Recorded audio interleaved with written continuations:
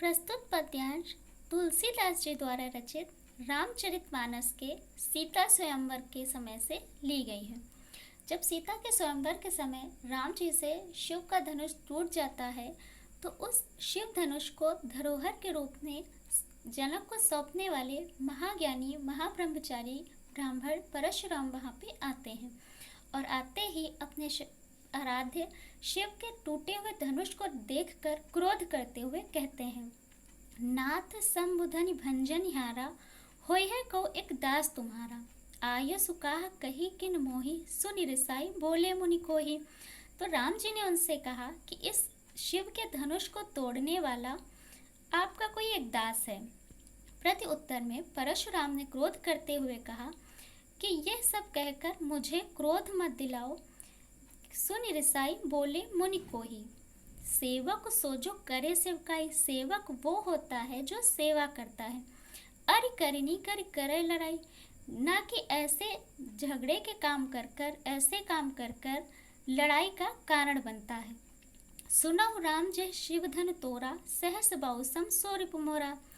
राम से वो कहते हैं कि राम सुनो, जिसने भी ये शिव धनुष तोड़ा है वो सहस्त्र बाहु के समान मेरा शत्रु है।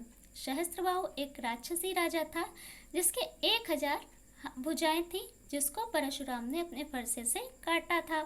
सो बिलगाई बिहाई समाजा, नत मारे जई है से राजा। तो वो अलग होकर सारे समाज से मेरे सामने आ जाए, नहीं तो मैं सारे राजाओं को मारूंगा और सारे राजा समाज से मारे जाएंगे। इसलिए जिसने भी ये शिव धनुष तोड़ा है वो स्वयं ही मेरे आगे समाज से अलग होकर आ जाए।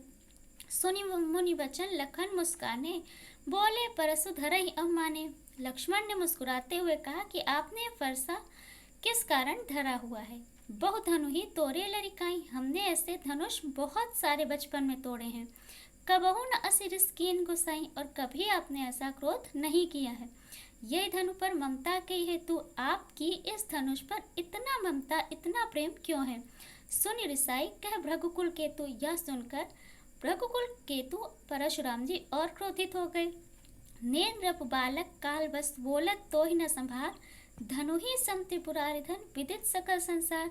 हे मूर्ख राजा के बालक, लगता है तुम मृत्यु के अधीन हो और इसी कारण ऐसा बोलते हो। तुम्हें बोलने में कोई रोक टोक नहीं है। ये धनुष मुझे शिव शंकर ने दिया है, ये उनका दिया हुआ आशीर्वाद स्वरूपी धन है और ये सारा संसार जानता है।